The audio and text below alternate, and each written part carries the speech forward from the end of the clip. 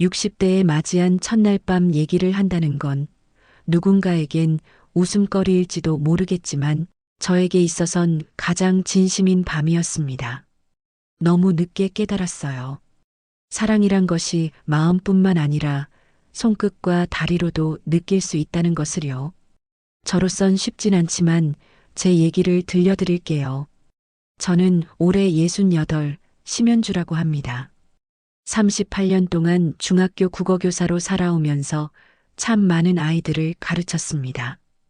그런데 정년퇴직을 하고 나니 세상이 참 달라 보이더군요. 교단에 서 있을 때는 누군가에게 필요한 사람이었는데 이제는 그저 조용히 사라져 주기를 바라는 존재가 된 것 같았어요.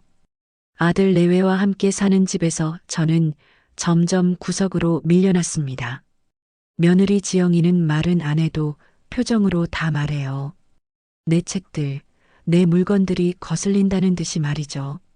어머니, 이 책들 좀 정리해 주세요. 거실이 도서관 같아요. 평생 책과 함께 했는데 이제는 그마저도 치워야 한다니. 내 삶의 흔적들이 하나둘 사라지는 기분이었습니다. 밥상에서도 눈치를 봐요.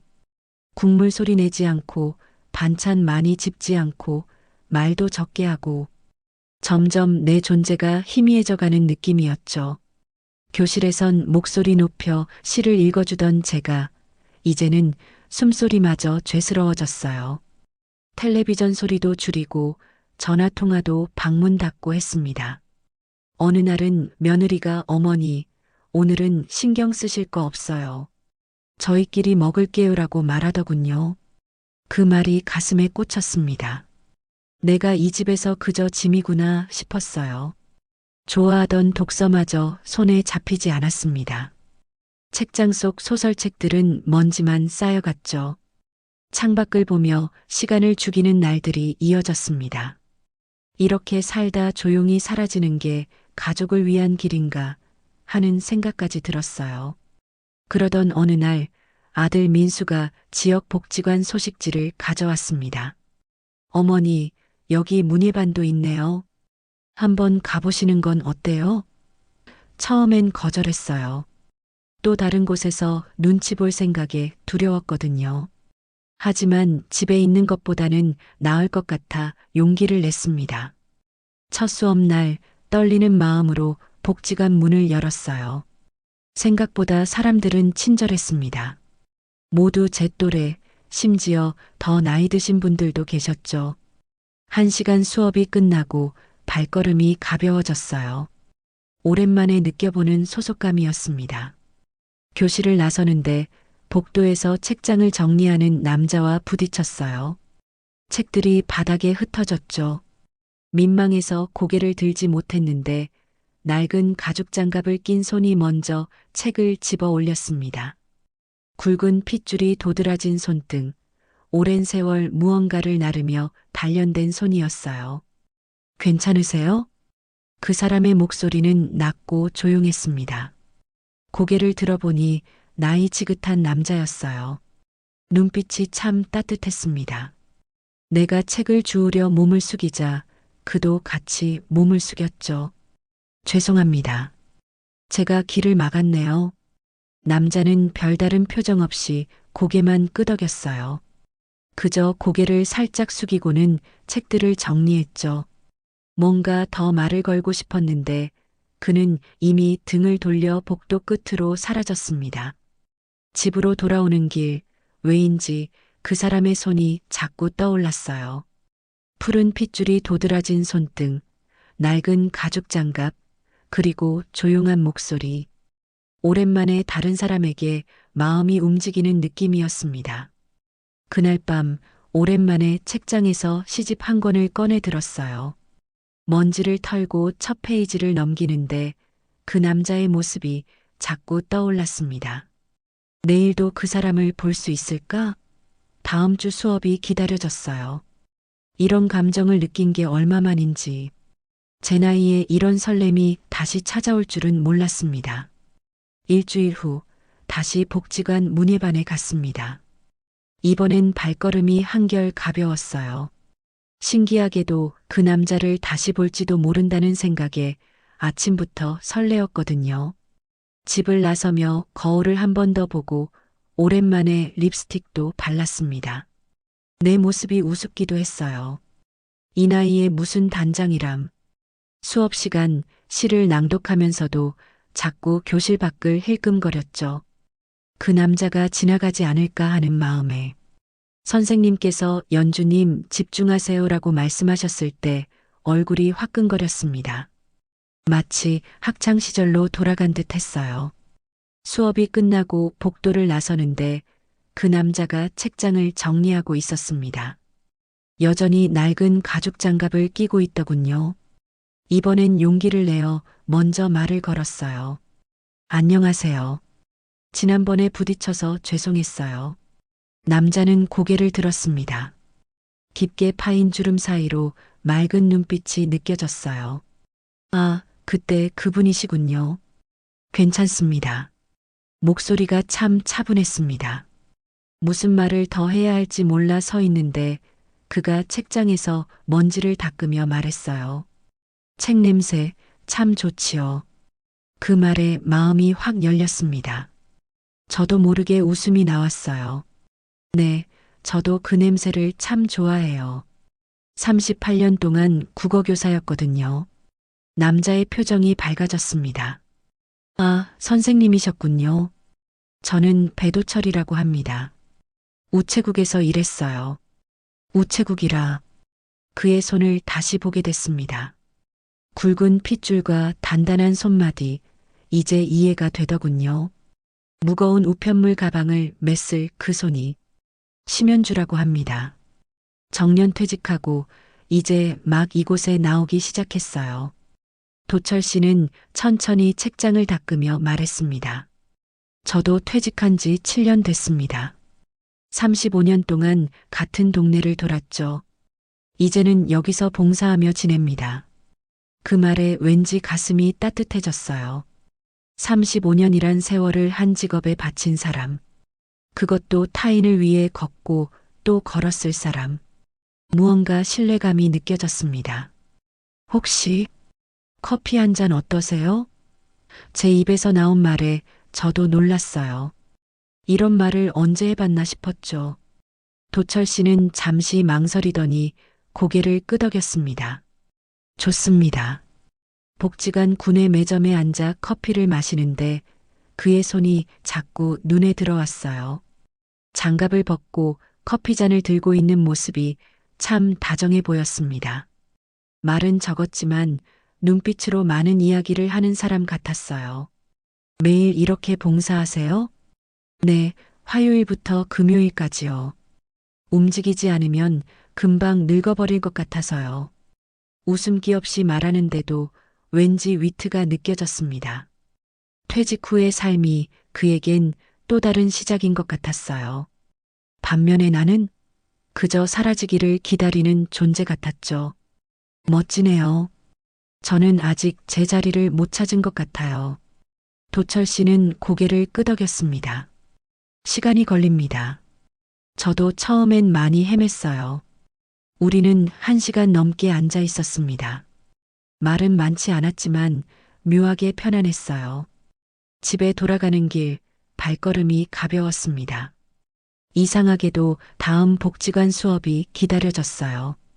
그 무거운 가방을 들었을 손을 가진 사람, 그런데 왜인지 그의 마음은 무겁지 않게 느껴졌습니다.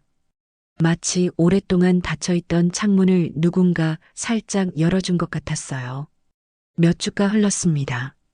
복지관에 가는 날이면 이제 자연스레 도철 씨를 찾게 되더군요.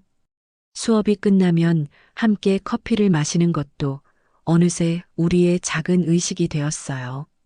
저도 모르게 거울 앞에서 머리를 매만지는 시간이 길어졌고 오래 넣어두었던 스카프도 꺼내 매기 시작했습니다. 그날은 복지관 근처 마트에 들른 날이었어요. 장을 보고 있는데 뒤에서 누군가 제 이름을 불렀습니다. 심 선생님, 맞죠? 돌아보니 예전 학부모였던 김 여사님이었어요. 반갑게 인사를 나누는데 그분이 갑자기 낮은 목소리로 물었습니다. 요즘 복지관 다니신다면서요? 거기서 배도철이라는 분 알아요? 순간 가슴이 덜컥 내려앉았어요. 어떻게 알았지? 누가 봤나? 이런 생각이 머릿속을 스쳤죠. 조금 알아요. 왜 그러세요? 김 여사는 주변을 살피더니 더 목소리를 낮췄습니다. 그 사람, 예전에 사고 낸 사람이래요.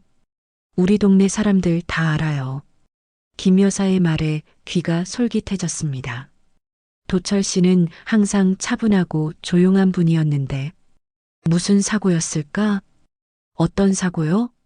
그 사람 우체부로 일할 때 무슨 중요한 등기를 꼭 배달해야 한다고 폭설에 나갔다가 큰 사고 났었대요.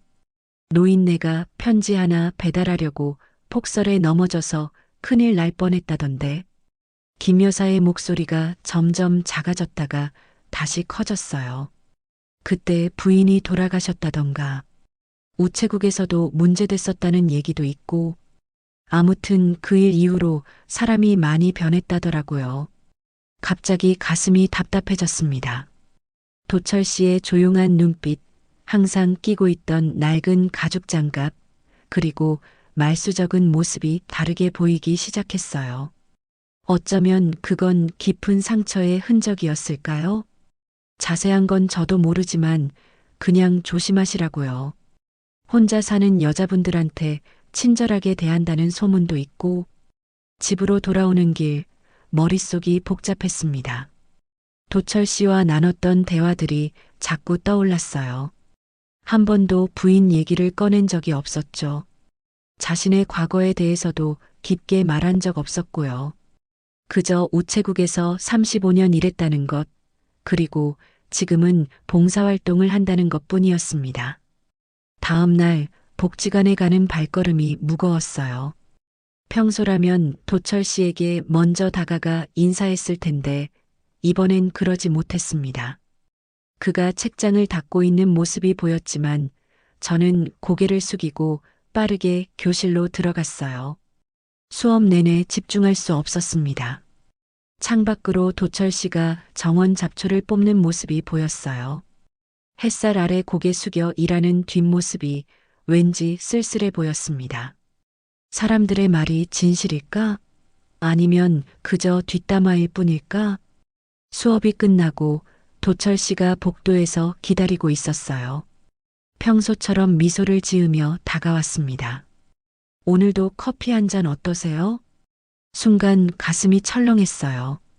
그 따뜻한 목소리가 이제는 어딘가 의심스럽게 들렸습니다. 오늘은 약속이 있어서요. 죄송합니다. 도철 씨의 눈빛이 잠시 흔들렸어요. 무언가 눈치챈 듯 했습니다. 하지만 이내 담담한 표정으로 고개를 끄덕였죠. 그럼 다음에요. 그날 이후 저는 복지관에서 도철 씨를 마주치지 않으려 노력했습니다. 수업 시간을 바꾸기도 하고 다른 출구로 나가기도 했어요. 마음 한편으로는 그가 걱정됐지만 다른 한편으로는 두려웠습니다. 그의 과거에 어떤 진실이 숨겨져 있는지 알 수 없었으니까요. 일주일 넘게 도철 씨를 피해 다녔습니다. 복지관 문예반 수업도 빠지고 다른 시간대 강좌로 옮길까 고민하던 차였죠. 하지만 그동안 쌓아온 관계가 아쉬웠어요. 그 따뜻한 눈빛, 조용한 대화, 책 냄새에 관한 이야기. 정말 그가 위험한 사람일까? 확신할 수 없었습니다. 용기를 내어 다시 복지관에 갔어요. 하지만 여전히 도철 씨를 마주치긴 두려웠죠.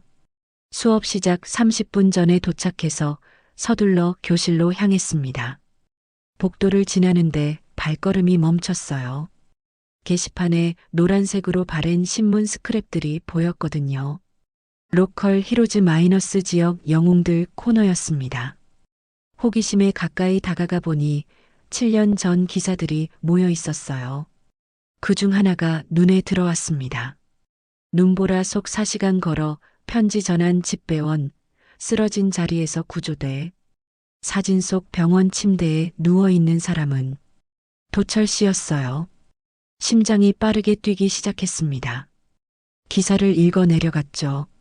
지난 1월 5일 기록적인 폭설 속에서 배도철 집배원 65은 호스피스 병동에 있는 환자에게 전달될 딸의 편지를 배달하기 위해 4시간을 걸었다. 차량 진입이 불가능한 산골 마을까지 도보로 이동하던 중 넘어져 다리를 다쳤으나 끝내 편지를 전달했다. 배 씨는 말기 환자가 딸의 마지막 편지를 받지 못할까 걱정됐다고 말했다.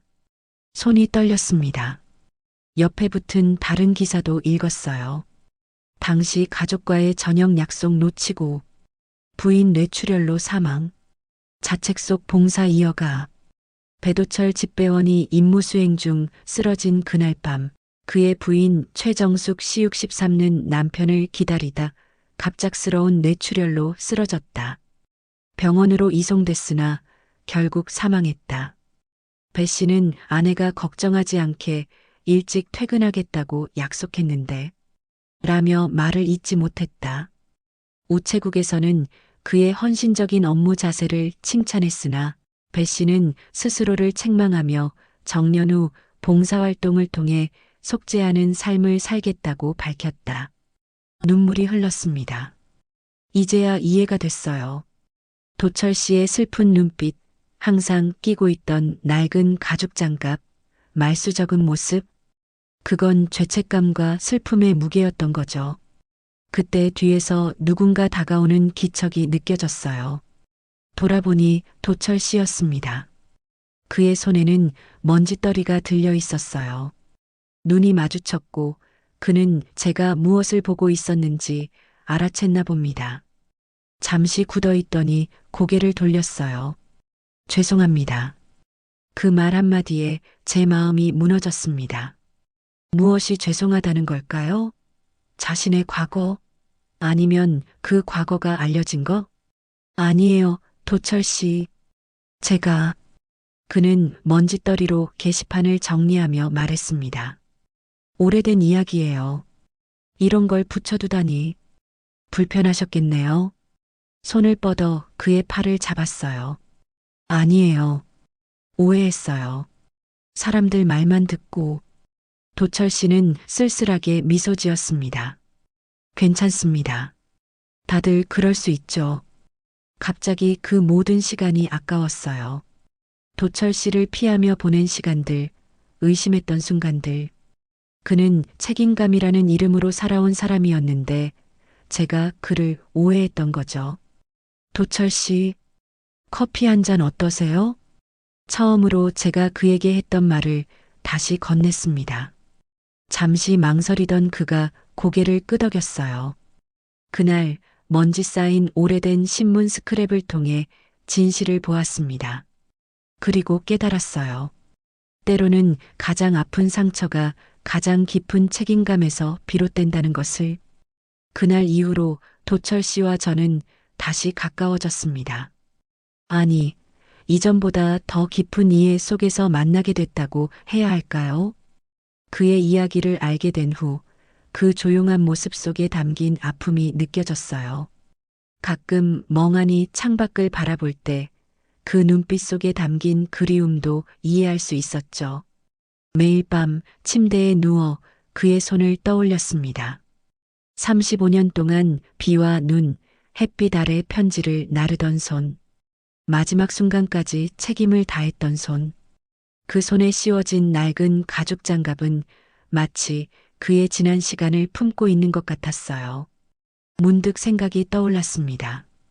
오래전 배웠던 뜨개질 잊고 있었지만 마음만 먹으면 다시 할 수 있을 것 같았어요. 밤늦게 서랍을 뒤져 실과 바늘을 찾아냈습니다. 아들이 중학생이었을 때 떠줬던 목도리 이후로 처음이었죠. 어머니, 뭐 하세요? 이 시간에. 부엌에서 물을 마시러 나온 지영이가 물었어요. 거실 불을 켜고 뜨개질하고 있는 저를 보고 놀란 눈치였습니다. 아, 손장갑 하나 뜨려고. 갑자기요? 누구 줄 거예요? 망설이다 말했습니다. 복지관에서 알게 된 분이야. 도움을 많이 받았어. 지영이는 잠시 멈칫하더니 물었어요. 남자분이세요? 고개를 끄덕였습니다. 놀랍게도 지영이는 웃으며 말했어요. 어머, 어머니도 참. 도와드릴까요? 그 말에 가슴이 따뜻해졌습니다. 오랜만에 며느리와 웃으며 대화했어요. 지영이는 유튜브에서 최신 뜨개질 패턴도 찾아주었죠. 일주일 내내 틈틈이 장갑을 떴습니다. 한 코 한 코 뜰 때마다 도철 씨의 손을 생각했어요.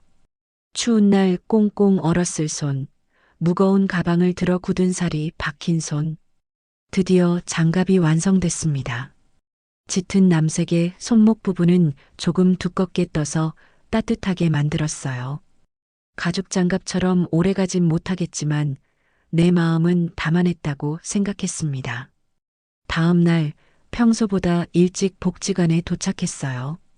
도철 씨는 항상 그랬듯 책장을 정리하고 있었습니다. 낡은 가죽 장갑을 낀 손으로 책들의 먼지를 닦고 있었죠. 도철 씨, 그가 돌아보았습니다. 눈이 마주치자 가슴이 뛰었어요. 점점 더 그런 느낌이 강해졌습니다. 이거 받아주세요. 조심스레 포장한 장갑을 내밀었어요. 도철 씨는 놀란 눈으로 저를 보았습니다. 오랫동안 선물을 받아본 적이 없었던 것 같았어요. 이게 뭐죠? 열어보세요. 떨리는 손으로 포장을 푸는 그의 모습이 어찌나 사랑스럽던지 장갑을 보자 그의 눈이 커졌습니다. 직접 뜨신 건가요? 고개를 끄덕였습니다. 그는 한참을 장갑을 바라보았어요. 뭔가 말하려다 목이 메는 듯 했습니다. 낡은 가죽 장갑이 손상된 것 같아서 이젠 다른 장갑도 필요할 것 같아서요. 용기를 내어 덧붙였습니다. 도철 씨, 오래된 손이지만 전 그 손이 제일 믿음직스러워요. 그 말에 도철 씨의 눈이 붉어졌어요. 오랜 시간 누구에게도 듣지 못했던 말이었을 겁니다. 책임감 때문에 아내를 잃었다고 자책하며 살아온 그에게 그 책임감이 얼마나 아름다운 것인지 알려주고 싶었어요. 이 나이에 그런 말 듣는 건 그는 잠시 말을 멈추었다가 이어갔습니다. 편지보다 더 감동이네요. 조심스럽게 낡은 가죽 장갑을 벗고 제가 뜬 장갑을 끼웠어요. 너무 두꺼워서 불편할까 걱정했는데 딱 맞는 것 같았습니다. 따뜻하네요. 그 말에 웃음이 나왔어요. 손만 따뜻한가요? 도철 씨도 미소를 지었습니다. 처음 보는 환한 미소였어요. 마음도 따뜻해졌습니다. 그날 이후로 우리는 조금씩 서로의 존재를 받아들이기 시작했습니다. 장갑으로 감싼 것은 그의 손뿐만이 아니었어요.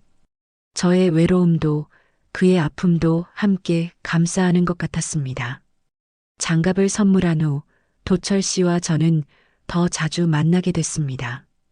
복지관에서 뿐만 아니라 가끔은 주변 공원을 산책하기도 했어요. 봄이 깊어가며 우리의 관계도 깊어졌습니다. 나란히 걸으면서도 손을 잡진 않았지만 그 거리감이 오히려 설레는 마음을 키웠던 것 같아요.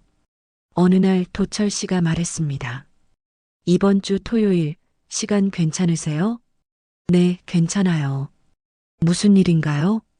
제가 35년 동안 편지를 배달하던 구역이 있어요. 거기 작은 공원이 있는데 같이 가보면 어떨까 해서요. 그의 목소리가 평소보다 떨렸어요. 저도 모르게 가슴이 두근거렸습니다. 무언가 특별한 의미가 있을 것 같았거든요. 좋아요. 몇 시에 만날까요? 정오예요. 정확히요. 그렇게 약속이 정해졌습니다. 토요일 아침 저는 오랜만에 화장대 앞에 앉았어요. 옷장 깊숙이 넣어둔 원피스를 꺼내 입었습니다. 아들 민수가 지나가다 놀란 표정으로 물었어요. 어머니, 어디 가세요? 왠지 달라 보이시는데요. 친구 만나러 가. 민수는 눈을 크게 뜨더니 웃었습니다. 혹시 복지관에서 만난 그분? 점점 가족들에게도 도철 씨 이야기를 하게 됐었거든요. 고개를 끄덕이자 민수가 말했습니다. 잘 다녀오세요. 오늘 예쁘시네요. 가슴이 따뜻해졌어요. 오랜만에 듣는 칭찬이었습니다. 약속 장소에 도착하니 정확히 12시였어요. 도철 씨가 벤치에 앉아 기다리고 있었습니다. 제가 뜬 장갑을 끼고 있더군요. 따뜻한 봄날인데도 말이죠. 그 모습에 미소가 지어졌어요. 기다리셨어요? 아니요, 정시에 도착했어요. 항상 그랬으니까요. 그는 고개를 들어 제 모습을 바라보았습니다. 눈빛이 달랐어요. 평소의 조용함 속에 뭔가 결연한 의지가 느껴졌습니다. 이 공원은 제가 마지막으로 편지를 배달했던 곳이에요. 35년의 마지막 임무가 끝난 자리죠. 천천히 걸으며 도철 씨는 이야기를 이어갔습니다. 젊은 시절부터 걸었던 길, 만났던 사람들, 전했던 편지들. 그의 삶이 제게 펼쳐지는 느낌이었어요. 벚꽃 나무 아래 벤치에 앉았습니다. 도철 씨가 주머니에서 작은 상자를 꺼냈어요. 순간 심장이 멈추는 것 같았습니다. 심연주 씨, 그가 제 이름을 부르는 소리가 떨렸어요. 그의 손도 떨렸습니다. 편지는 정확히 도착해야 의미가 있어요. 하루라도 늦으면 그 가치가 달라지니까요. 제 마음도 지금 전하려고요. 상자를 열자 작은 반지가 보였습니다. 소박하지만 진심이 담긴 듯한 반지였어요. 늦었지만 제 마음을 전하고 싶습니다. 함께 해주시겠어요? 목이 메었습니다. 72세의 남자가 68세의 제게 건네는 사랑의 고백. 우리가 젊었다면 어땠을까 하는 생각도 스쳤지만 지금이 더 의미 있게 느껴졌어요. 우리는 각자의 삶을 살아내고 상처를 견디고 그 끝에서 만났으니까요. 그럼 그 마음 제가 잘 받겠습니다. 수줍게 고개를 끄덕이며 대답했어요. 도철 씨의 눈가에 주름이 깊게 패였습니다. 웃음 때문이었죠. 처음 보는 환한 미소였어요. 마음도 따뜻해졌습니다. 그날 이후로 우리는 조금씩 서로의 존재를 받아들이기 시작했습니다. 장갑으로 감싼 것은 그의 손뿐만이 아니었어요. 저의 외로움도 그의 아픔도 함께 감싸하는 것 같았습니다. 장갑을 선물한 후 도철 씨와 저는 더 자주 만나게 됐습니다. 복지관에서 뿐만 아니라 가끔은 주변 공원을 산책하기도 했어요. 봄이 깊어가며 우리의 관계도 깊어졌습니다. 나란히 걸으면서도 손을 잡진 않았지만 그 거리감이 오히려 설레는 마음을 키웠던 것 같아요. 어느 날 도철 씨가 말했습니다. 이번 주 토요일 시간 괜찮으세요? 네, 괜찮아요. 무슨 일인가요? 제가 35년 동안 편지를 배달하던 구역이 있어요. 거기 작은 공원이 있는데 같이 가보면 어떨까 해서요. 그의 목소리가 평소보다 떨렸어요. 저도 모르게 가슴이 두근거렸습니다. 무언가 특별한 의미가 있을 것 같았거든요. 좋아요. 몇 시에 만날까요? 정오예요. 정확히요. 그렇게 약속이 정해졌습니다. 토요일 아침 저는 오랜만에 화장대 앞에 앉았어요. 옷장 깊숙이 넣어둔 원피스를 꺼내 입었습니다. 아들 민수가 지나가다 놀란 표정으로 물었어요. 어머니, 어디 가세요? 왠지 달라 보이시는데요. 친구 만나러 가. 민수는 눈을 크게 뜨더니 웃었습니다. 혹시 복지관에서 만난 그분? 점점 가족들에게도 도철 씨 이야기를 하게 됐었거든요. 고개를 끄덕이자 민수가 말했습니다. 잘 다녀오세요. 오늘 예쁘시네요. 가슴이 따뜻해졌어요. 오랜만에 듣는 칭찬이었습니다. 약속 장소에 도착하니 정확히 12시였어요. 도철 씨가 벤치에 앉아 기다리고 있었습니다. 제가 뜬 장갑을 끼고 있더군요. 따뜻한 봄날인데도 말이죠. 그 모습에 미소가 지어졌어요. 기다리셨어요? 아니요, 정시에 도착했어요. 항상 그랬으니까요. 그는 고개를 들어 제 모습을 바라보았습니다. 눈빛이 달랐어요. 평소의 조용함 속에 뭔가 결연한 의지가 느껴졌습니다. 이 공원은 제가 마지막으로 편지를 배달했던 곳이에요. 35년의 마지막 임무가 끝난 자리죠. 천천히 걸으며 도철 씨는 이야기를 이어갔습니다. 젊은 시절부터 걸었던 길, 만났던 사람들, 전했던 편지들. 그의 삶이 제게 펼쳐지는 느낌이었어요. 벚꽃 나무 아래 벤치에 앉았습니다. 도철 씨가 주머니에서 작은 상자를 꺼냈어요. 순간 심장이 멈추는 것 같았습니다. 심연주 씨, 그가 제 이름을 부르는 소리가 떨렸어요. 그의 손도 떨렸습니다. 편지는 정확히 도착해야 의미가 있어요. 하루라도 늦으면 그 가치가 달라지니까요. 제 마음도 지금 전하려고요. 상자를 열자 작은 반지가 보였습니다. 소박하지만 진심이 담긴 듯한 반지였어요. 늦었지만 제 마음을 전하고 싶습니다. 함께 해주시겠어요? 목이 메었습니다. 72세의 남자가 68세의 제게 건네는 사랑의 고백. 우리가 젊었다면 어땠을까 하는 생각도 스쳤지만 지금이 더 의미 있게 느껴졌어요.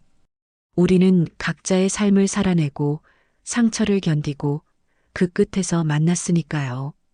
그럼 그 마음 제가 잘 받겠습니다. 수줍게 고개를 끄덕이며 대답했어요. 도철 씨의 눈가에 주름이 깊게 패였습니다. 웃음 때문이었죠. 처음 보는 환한 미소였어요. 항상 정확한 시간에 배달해 왔는데 당신에게는 너무 늦게 찾아온 것 같아 미안해요. 손을 잡았습니다. 처음으로 맞잡은 손. 그의 손은 거칠었지만 따뜻했어요. 늦지 않았어요. 지금이 딱 맞는 시간이에요. 2주 후 복지관 작은 식당에서 우리는 조용한 약속식을 올렸습니다. 화려하지 않았지만 문예반 사람들과 직원들, 그리고 우리 가족들이 함께했어요. 도철 씨의 옛 동료들도 왔습니다. 우체국 제복을 입은 젊은 집배원들이 축하의 편지들을 한 아름 가져왔죠. 약속의 순간 도철 씨가 제 귓가에 속삭였어요. 이제부터 제 마음은 매일 정확하게 당신에게 배달될 겁니다. 그 약속이 참 좋았습니다.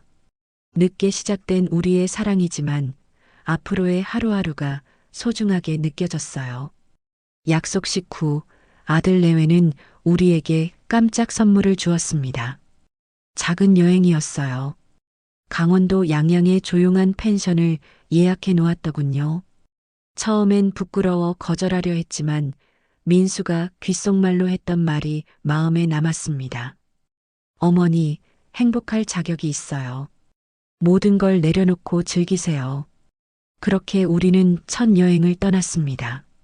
창밖으로 흐르는 풍경을 바라보며 내내 손을 잡고 있었어요. 오랜 세월을 혼자 살아온 우리 둘, 이제 서로의 온기를 나누는 게 낯설면서도 편안했습니다. 펜션에 도착했을 때는 이미 해가 지고 있었어요. 바다가 보이는 작은 방이었습니다. 짐을 풀면서 문득 이 순간이 현실인지 꿈인지 분간이 안 됐어요. 68세의 나이에 새로운 사랑, 새로운 시작. 거울 속 내 모습은 분명 늙었지만 마음은 어느 때보다 젊어진 것 같았습니다. 식사하러 가볼까요? 도철 씨의 목소리에 고개를 돌렸어요. 그도 긴장한 듯 했습니다. 손에 땀이 배어 있었거든요. 함께 저녁을 먹고 바닷가를 거닐었어요. 파도 소리를 들으며 별을 보는데 문득 도철 씨가 말했습니다. 지금이 제 인생에서 가장 행복한 순간인 것 같아요. 그 말에 가슴이 뭉클했습니다. 나도 같은 마음이었으니까요. 방으로 돌아왔을 때 우리 앞에 놓인 이불 하나가 새삼 커 보였어요. 오랜만에 누군가와 이불을 나눈다는 건 설렘보다는 두려움이 컸습니다. 어색하게 욕실에서 나와 침대 한쪽에 앉았어요. 도철 씨는 창가에 서서 밤바다를 보고 있었습니다. 많이 피곤하시죠? 조용히 물었어요. 그가 고개를 돌려 미소 지었습니다. 아니요. 행복해서 그런지 전혀 피곤하지 않아요. 침대에 나란히 누웠습니다. 심장이 빠르게 뛰었어요. 어색한 침묵이 흘렀죠. 갑자기 다리에 쥐가 났습니다. 오랜 여행 탓이었을까요? 아, 작게 신음했어요. 도철 씨가 놀라 물었습니다. 괜찮으세요? 다리에 쥐가 났어요. 그가 이불을 걷고 내 다리 쪽으로 몸을 돌렸습니다. 조심스럽게 내 발목을 잡더니 천천히 마사지해주기 시작했어요. 이렇게 하면 좀 나아질 거예요. 예전에 배달 다닐 때 자주 그랬거든요. 그의 손길이 부드러웠습니다. 거친 손이었지만 그 터치는 놀랍도록 섬세했어요. 조금씩 근육이 풀리는 느낌이었습니다. 편지도 가끔 접해와야 제대로 펼칠 수 있죠. 무슨 뜻인지 물어보려다 그냥 웃었어요. 도철 씨 특유의 표현이었습니다. 마사지를 받다 보니 몸에 긴장이 풀렸고 어느새 그의 어깨에 기대어 있었어요. 나도 모르게 다리가 풀렸어요. 이게 사랑이겠죠? 솔직한 마음을 고백했습니다. 도철 씨의 눈이 촉촉해졌어요. 그가 내 손을 잡고 가슴에 가져다 댔습니다. 저도 처음이에요. 이런 감정은. 평생 걸어 다니던 사람인데 당신 앞에서는 자꾸 멈추게 돼요. 우리는 그렇게 서로의 체온을 느끼며 밤을 보냈습니다. 섣부른 욕심도 갑작스러운 열정도 없었어요. 그저 서로의 호흡을 느끼고 심장 소리를 들으며 잠들었습니다. 하지만 그 순간이 내게는 어떤 화려한 밤보다 아름다웠어요.